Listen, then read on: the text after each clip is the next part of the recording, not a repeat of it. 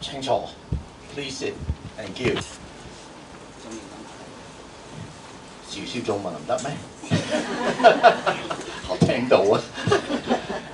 Welcome back. Tonight's topic is, and there's a slight change, who dies and the nature and understanding the nature of consciousness. 今晚嘅題目就係邊個死，邊一個人死，同埋 consciousness 嘅 nature。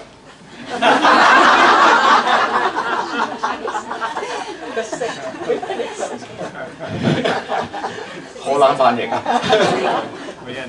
Tonight's rundown is exactly the same as the last session, so there will be four parts: the meditation, deep listening, Dharma talk, deep listening, and then Q&A.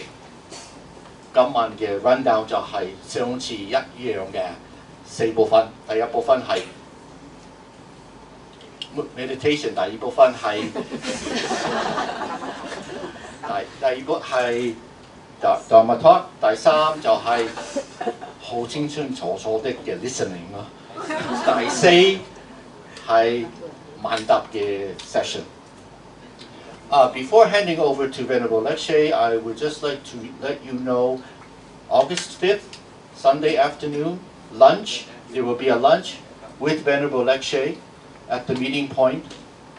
And if you wish to join, you can sign up in the pantry during the break or on Saturday. And the cost is $300 per person.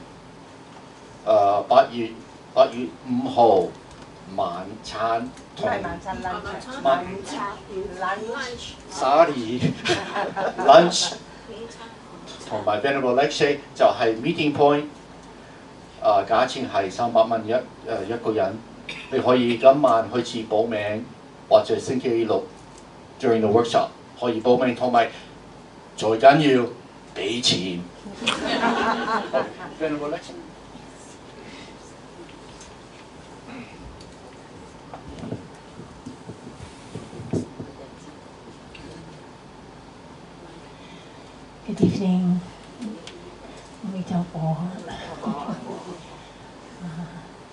So this evening, let's begin again with a meditation, and we'll sit comfortably as we did last time. I think you're getting used to meditation. It's a good way to get centered, center the mind, relax the mind.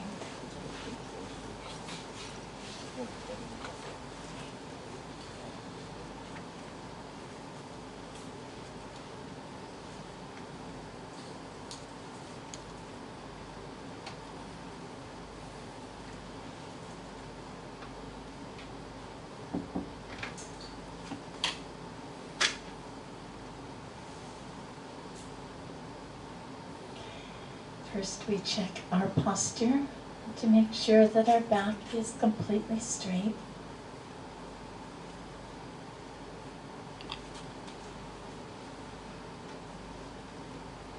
Chin tucked in. Breathing through our nose. With our eyes just slightly open.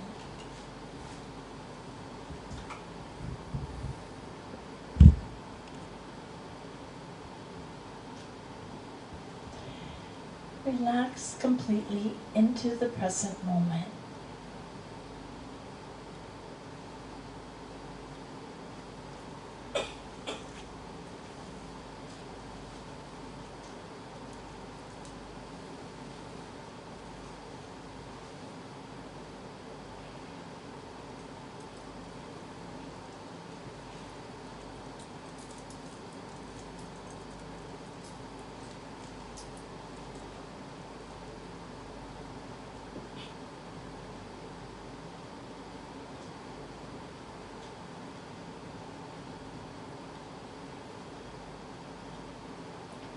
Aware of our posture,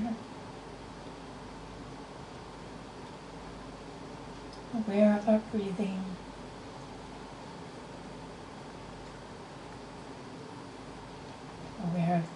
everything that's going on around us.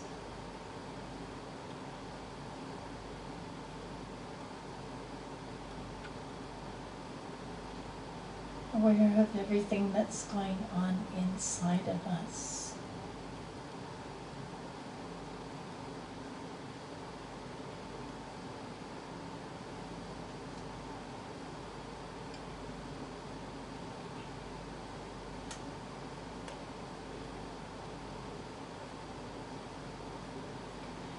Completely attentive to each present precious moment.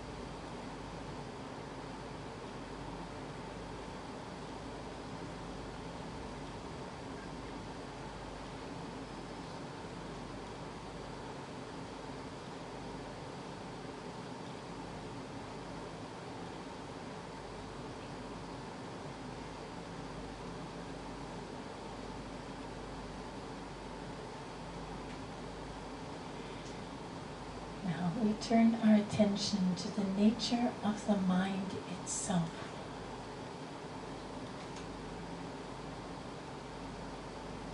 What is the mind?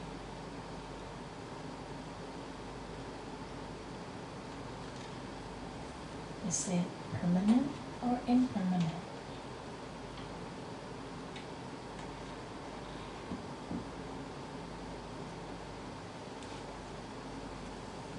What shape is the mind? Is it round or square?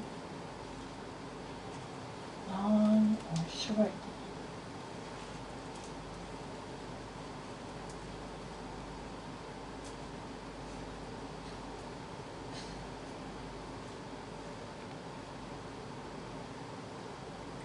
What color is the mind?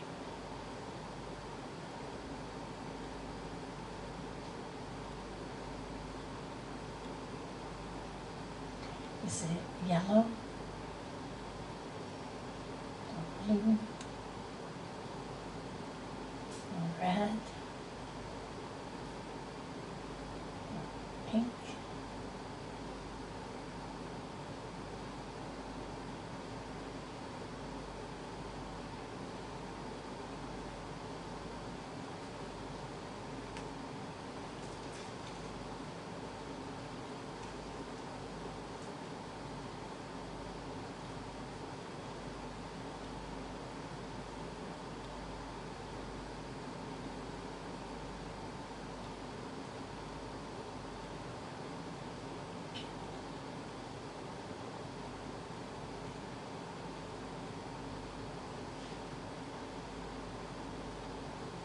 Is the mind clear or cloudy?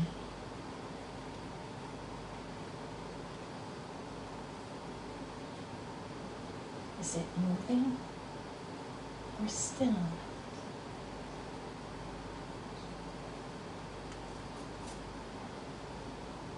Take a few minutes to investigate the nature of your own mind. Look inside.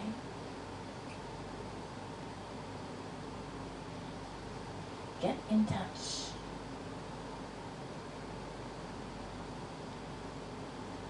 Explore. What is the nature of the mind?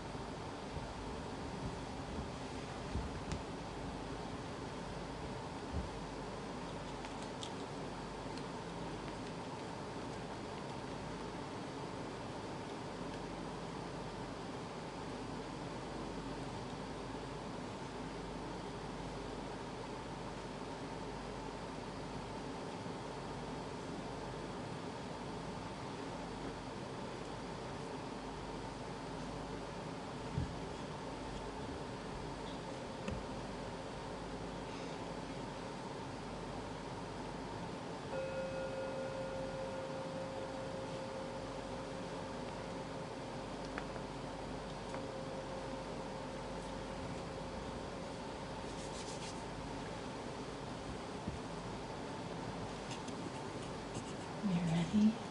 Please open your eyes.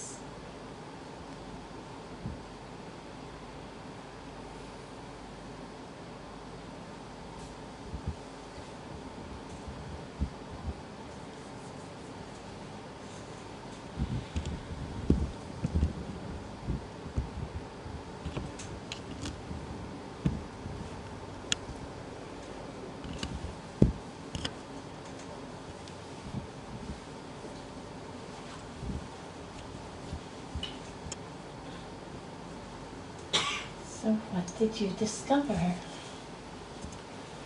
What is the nature of the mind?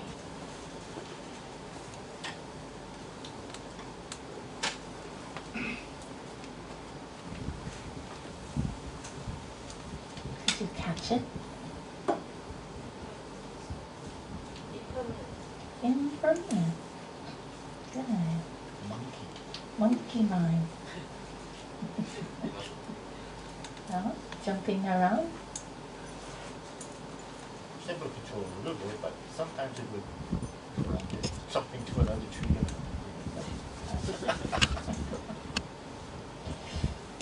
Okay. Anyone else?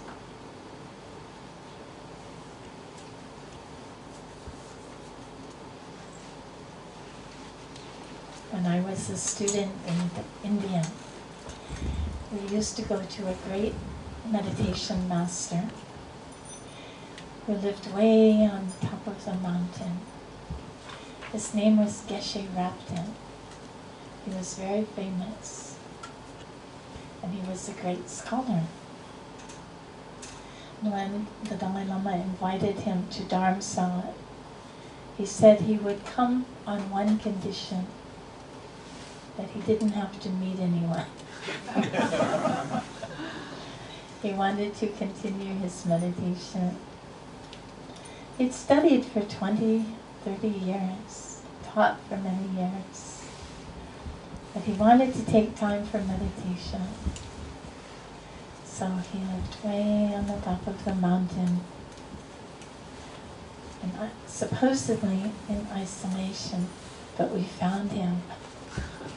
And a group of us, Western Dharma students, would go to see him. And he was very kind, not smiley kind, very serious, like a mountain. No messing around. So once a week, every Wednesday, we would climb up the mountain, walking about 1 hour up the mountain. And he would agree to see us, and we would ask him for instruction, meditation instruction. And this is the meditation that he gave us. What is the nature of the mind? It's a rather advanced meditation, but we did our best. Every week he would sit with us, and then he would ask for our answer. He would ask the question, what is the nature of the mind? One time he asked, who is the I? Who is the I? So we'll do that one a bit later. So we would give our answer, and he would say,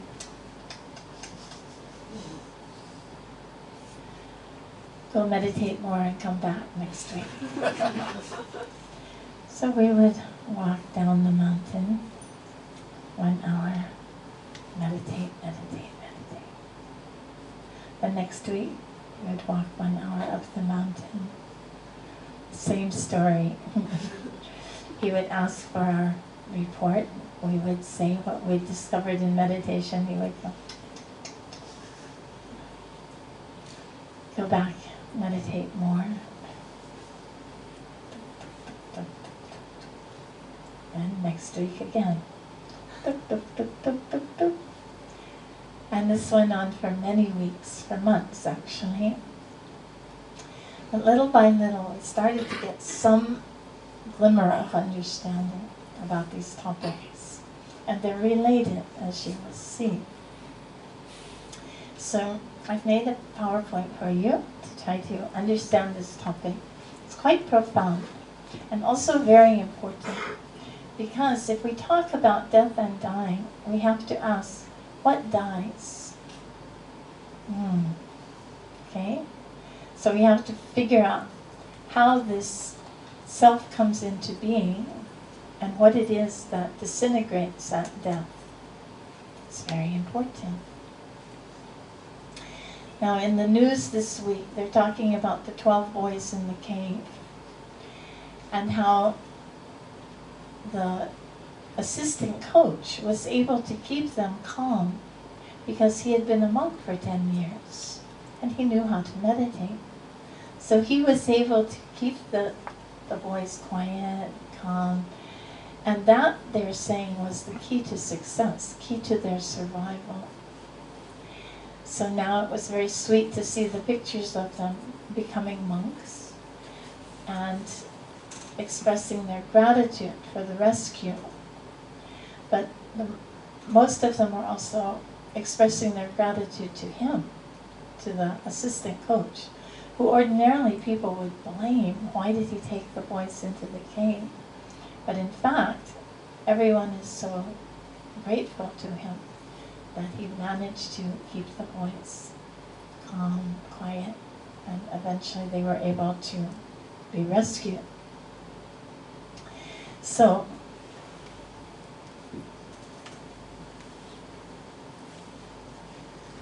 there are many books written about the mind. There's a whole field of psychology, both in the West and in Buddhism. The nature of the mind and the mental factors is so important in Buddhism that some people think it's a system of psychology, basically, more than a religion, more than a way of life. It's really about understanding the nature of the mind. But what is the mind? Well, we are told that it's consciousness, that the best definition for mind in Buddhism is consciousness. And that consciousness is momentary, changing moment to moment. And that all we have really is this present moment. This present moment, which is passing by one after another. So all the different moments of consciousness are discrete, one by one. And each of us has a different consciousness, a different stream of consciousness. So in Buddhism, there's not just one big consciousness, though you'll hear Buddhists say that, but it's actually more of a Buddhist, a Taoist idea, one mind. In fact, the way the Buddha explained it was that each one of us has an individuated consciousness that has been continuing since beginningless time. So that they asked the Buddha, how did it all begin? And he said, it's beginningless. He looked back and he couldn't find a beginning. So that means that we have been going through this process of birth and death for a very long time, since beginningless time. So here's another image. It shows the moments of consciousness, sort of like the little ducks following the mother. So each moment of consciousness is separate, but they're connected, they're related. I'll explain. The Buddha said that actions proceed from the mind. So this is why it's very important to understand the nature of the mind. Before we do an action, we have the thought to create the action. I want to lift my arm. I give the command. And I can move my arm. Or I can pick up a spoon, or I can drive a car, or whatnot. So We do actions, wholesome or unwholesome, depending on the quality of our mind and our volition. Therefore, understanding the nature of the mind is really important for improving the quality of our actions. Why are the actions important? Because they are going to determine where we take rebirth in the future, as well as whether we live a happy life. So, actions proceed from the mind. Now it's said that each moment of consciousness is the cause of the next moment of consciousness.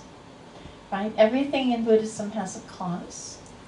So every moment of consciousness also has a cause. So for example, if we're in an angry state of mind, our first moment will be angry, and that will condition the next moment, which is also likely to be angry. And that one will condition the next, and the next, and the next. And we will continue to have these angry moments until we decide to do something about it. I'm tired of being angry. Let's change the channel, right? And we apply some antidote. The antidote for anger is patience. So if we practice patience, then we can help to diffuse our anger. We can try to focus on something else. If that doesn't work, we can look at the nice scenery just to calm down, or even listen to some quiet music, whatever helps us to control our rage. And here's another one. If we have a moment of greed, it's likely that the next moment will also be a greedy moment. And that moment will also give rise to another moment of greed, and another, and another, and another. In fact, our greed can grow and grow and grow if we don't learn to control it, right? But then if we decide, oh, I'm tired of this, tired of being greedy, because it's not satisfying. We use our critical awareness, we'll realize that being greedy is not a happy state of mind because we're never satisfied. So then we can decide instead to meditate on contentment. Be content with what we have. Contentment is the antidote to greed. So each of these negative emotions has an antidote, and we can learn to apply the antidote for each unhappy mind state. So you're right that the mind is impermanent, and that's good news because that means that we can change the quality of our consciousness. So, sometimes you hear people say, I'm an angry person, as if that were a permanent state. But of course that doesn't stand to reason, because we can change, we are changing all the time. Of course we can get into habit patterns, and if we're certain that we're an angry person, then we might fulfill that prophecy. But in fact, if we're wise, we can change our angry tendencies, our angry habit patterns, and we can definitely improve the quality of our mind. So, the nature of the mind is said to, I'm going to give you the answer. The nature of the mind is said to be knowing and awareness. Knowing and awareness. So just that. Just knowing, just awareness. Right? So, sometimes it's likened to a string of pearls, with each pearl giving rise to the next. Of course, there are many other conditions around us, but the stream of consciousness continues like this. One moment of consciousness gives rise to the next, and that one gives rise to the next, and so on and so forth. So here I made a graphic. This is my first attempt at graphics. Hope you like it. Because usually I have a whiteboard and I just draw on it. But now you can see that each moment of consciousness gives rise to the next. And actually they should be touching, but I'm not that advanced with my design. So, but you get the idea, right? Each moment gives rise to the next. It serves as the cause of the next moment of consciousness. Now, consciousness and matter, in the Buddhist view, are two different kinds of things. Mind will never be matter. Matter will never be mind. This is quite different from some other philosophies, different worldviews. But the Buddha made it very clear that consciousness and matter were two different kinds of things. They're related. They're closely related. We touch and move and use material things all the time. But the computer will never become a human being, a human mind, and a human mind will never become a material computer. There are similarities between the two. Sometimes it's useful to think about that. Sometimes they liken the mind to the database of the computer, where we store all of our information. It's an analogy. It works to some extent, but it's not perfect, right? One useful thing I found is the idea that garbage in, garbage out. Have you heard that? Yeah, if you put garbage into the computer, that's what you get out. Similarly, if we put garbage in our mind, well, when we sit down to meditate, guess what? That's what comes up for us. So we do need to take care of what we put in our mind, what we put in the computer. Sometimes I think of the action films. Young people are watching 2 hours of pure brutality. Can't be good for the mind, right? The average boy in the United States spends 6 hours on video games. The video games are mostly violent. So it's kill, kill, kill, kill, kill more, kill faster, kill, kill, kill. 6 hours a day. Can you imagine what that does to a child's consciousness? I don't think it can be healthy. Right? So we learn that the nature of the consciousness is conditioned by many things. Our early childhood, our education, the people around us, the books we read, and also by our karma from past lives. So the way the Buddha explained it was that each moment of consciousness somehow carries the impressions of all of the actions we've ever done. All actions of body, speech, and mind.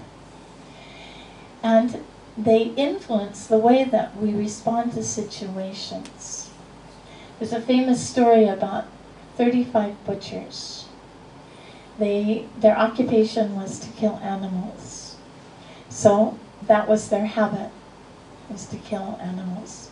And so from one life to the next, they continued to follow this occupation, to kill animals for a living, right, for profit. Until finally, one day, they decided that this was a very bad idea. They started to regret that they were killing animals, and they decided to stop and instead to try to become enlightened. So they practiced Dharma very seriously, and they were successful. All 35 of them became Buddhas. So we have the names of these Buddhas, and you can even recite the names of the 35 Buddhas while doing prostrations. And it's a very purifying practice. So, the moral of the story is that we can change the nature of our consciousness, even if it's all muddied by unwholesome actions and imprints of unwholesome actions we've done in the past. We can purify it. We can clean it up through our Dharma practice.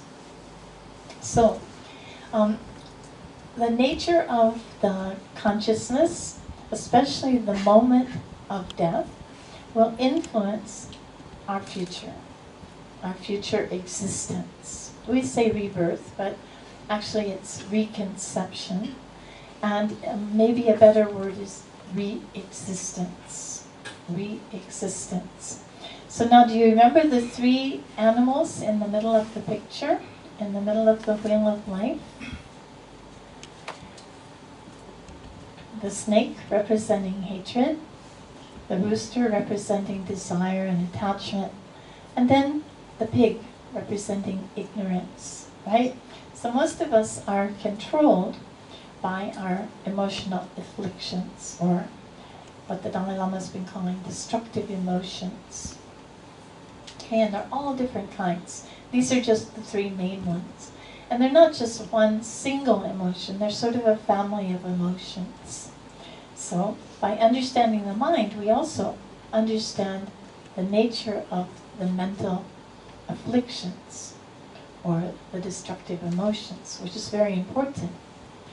Okay, so we can take rebirth in the heavens if we have a very pure state of mind and we wish to be reborn in heaven.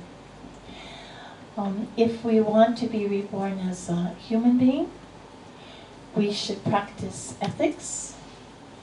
And if we are not careful, if we're controlled by greed and stinginess, we might get reborn as a hungry ghost. Looks terrible. Yeah. And worst are the hells. Oh my gosh.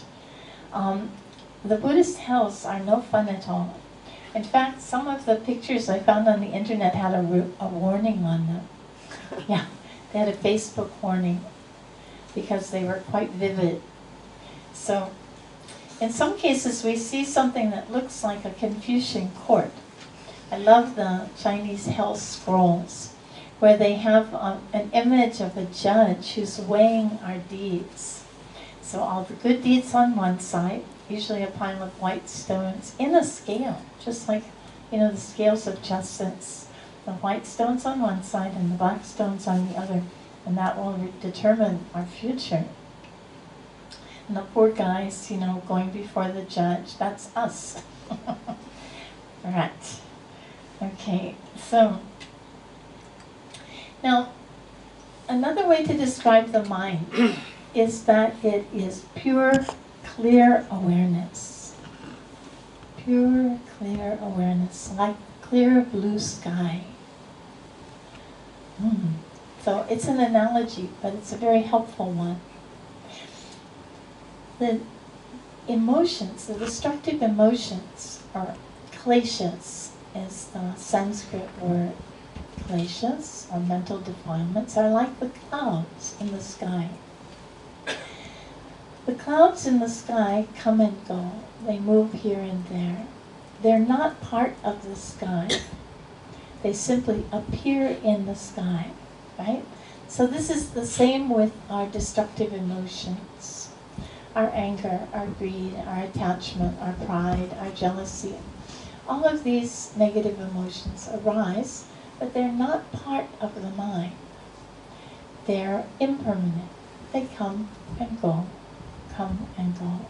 And as we meditate more, our minds become purified of all these delusions. You can watch it, you can test it. Through your own practice, you can observe the changes in the state of your own mind. I love clouds. Oh, so beautiful. But so it's just a symbol to explain how the clouds are impermanent, coming and going, not part of the sky. Okay, another analogy is the ocean. So the nature of the ocean is clear, blue, still, right? But the waves come and go, come and go. This is an analogy, again, for the destructive emotions, mental defilements that arise and perish, arise and perish. The waves are not part of the ocean. They arise and then they go away. Similarly with the delusions of our mind. Sometimes they're very turbulent. Yes, even scary. But they're impermanent and eventually we can purify them. So, to explain further, what is the nature of consciousness? Well, we've looked at the general nature of consciousness, which is clear and knowing. We've also talked about the stream of consciousness, the stream of mind moments or mental events that has been continuing since beginningless time until now, and will continue until we achieve awakening, right, or liberation, whichever you choose. So the Buddha describes 6 different kinds of consciousness. These are based on the 5 faculties. In Sanskrit, they say indras, okay, or powers. You can say powers also. They're not the physical eye, ear, nose, and so forth. They're the capacity of those faculties to see and hear and so forth. So the 6 are the eye, ears, nose, tongue, body, and mind. 5 of them are sense faculties, the first one, and the last one is the mental faculty. So we have the visual faculty, the audio faculty, the olfactory faculty, gustatory faculty, tactile faculty, and last, the mental faculty. Okay, I think all of us are fortunate to have these, right? Just being human is not enough. We need these 6 faculties. We're very fortunate to have these 6 faculties, right? Now, each of these faculties has its respective object, right? These are called the ayatana, or the 6 objects. So, the first one are forms. Forms are the visual data. These are the objects of the eye. Sometimes I use the example of a brownie, right? We see the brownie. Next are the sounds that we hear. Third are sometimes I use the example of music, right? We hear the sound of the music. It's the object of our ear. Third are the scents, or fragrances, or smells. And here I could use the example of the smell of the brownie, but I might make everybody hungry. So this is the appropriate object for the nose faculty.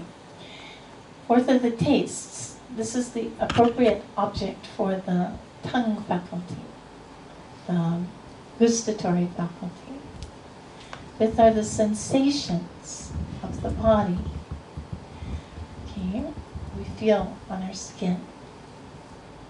So those 5 are the 5 sense objects: form, sound, scent, taste, and sensation. The last one are the objects of the mind. Usually we think of thoughts, but it could also be mental images. An image of your mother, an image of your father, an image of your favorite place, right? Whatever comes to the mind would be the object of the mind. Okay, so far? Okay.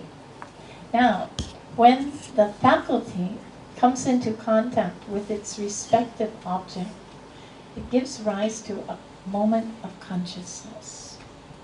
Okay, so we have a moment when the eye faculty comes into contact with a form, then gives rise to a visual consciousness.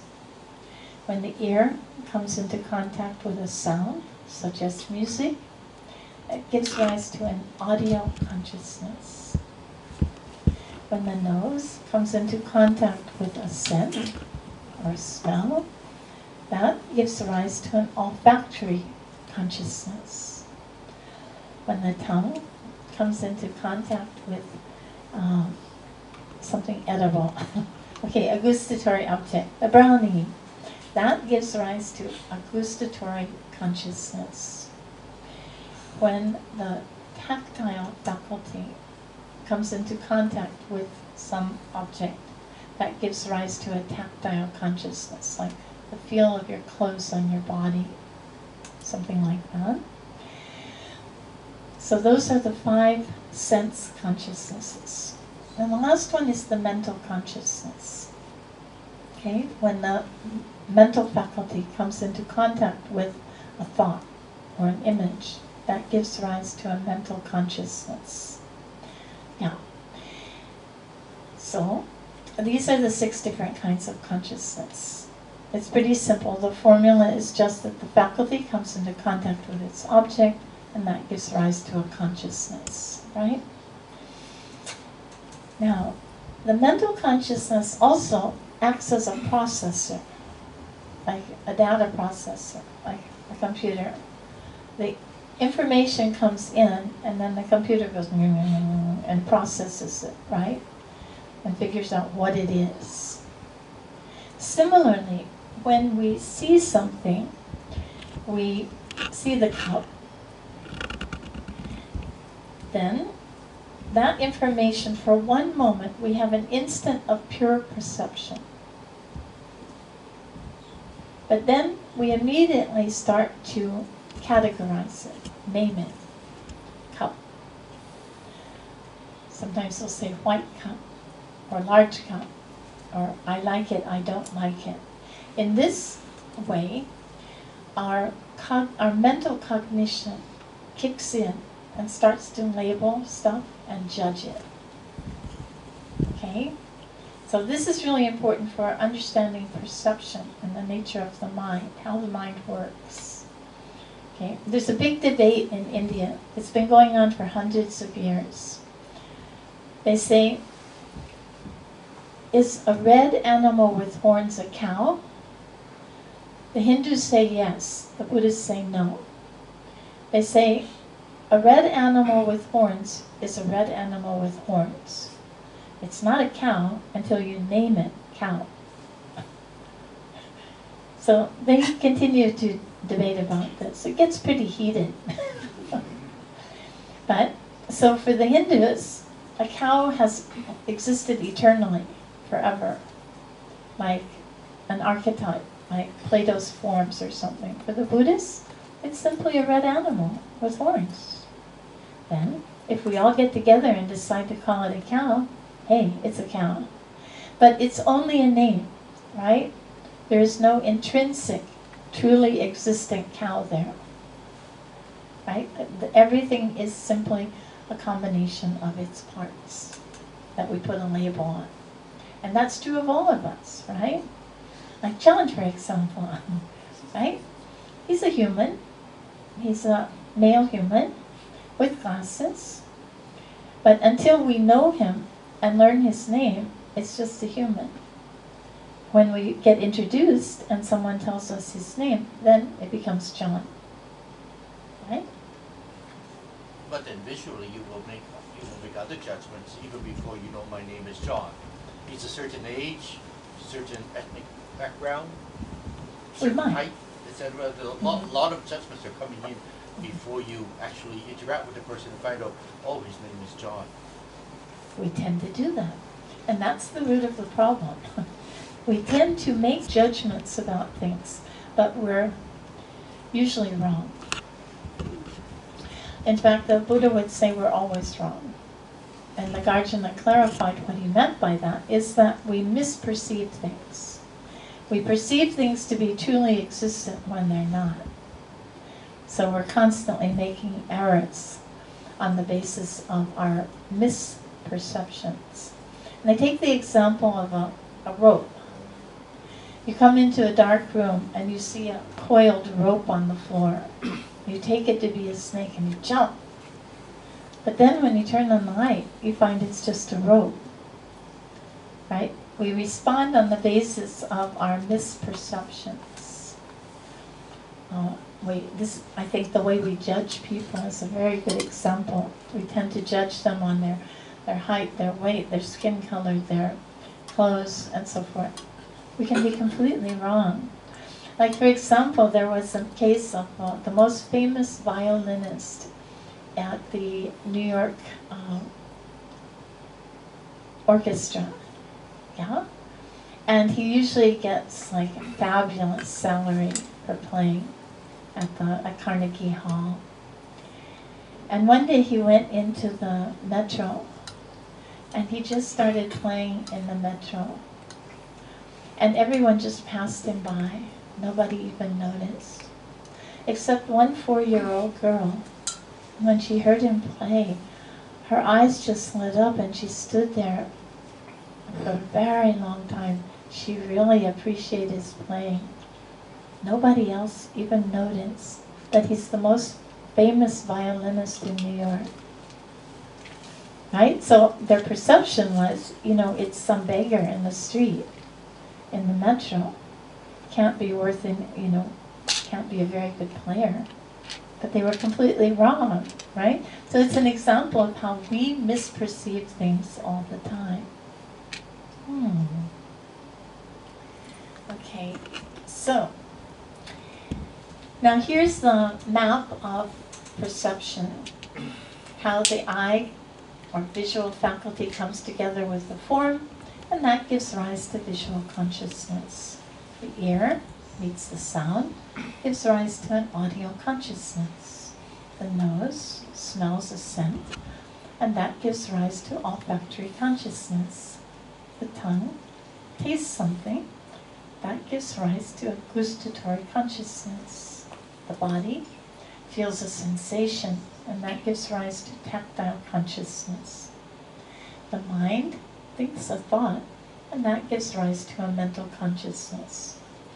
Now, one thing to note here is that the mental consciousness serves as the processor for all the other 5 sense consciousnesses. So, for example, we see the cup, and then that information is transmitted to the mental consciousness, which gives a label to it, gives a name to it.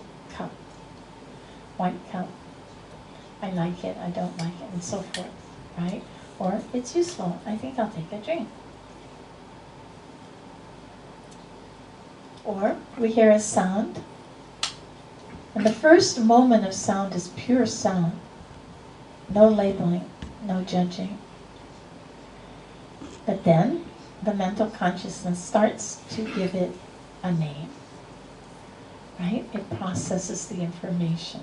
It's very helpful, but it can also be mistaken. We need to recognize that. So what we learn here too is that for the Buddhists there is no mind-body problem. The mind and body are not completely separate. They're interrelated, right?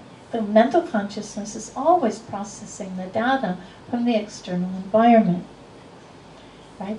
They're not completely separate things. So Western philosophy for the last few hundred years, since Descartes, has been grappling with this problem of the relationship between the mind and the body.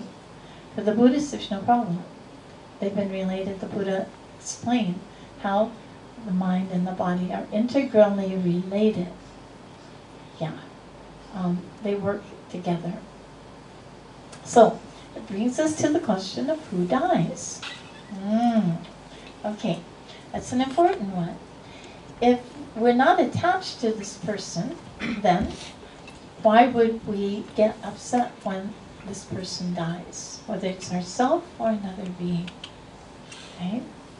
So we need to understand who dies and understand the nature of our emotions around this person so that we can better understand our emotions at the time of death, either our own death or someone else's death. To explain this, the Buddha taught the 5 aggregates. Literally the word means heaps, heaps of stuff.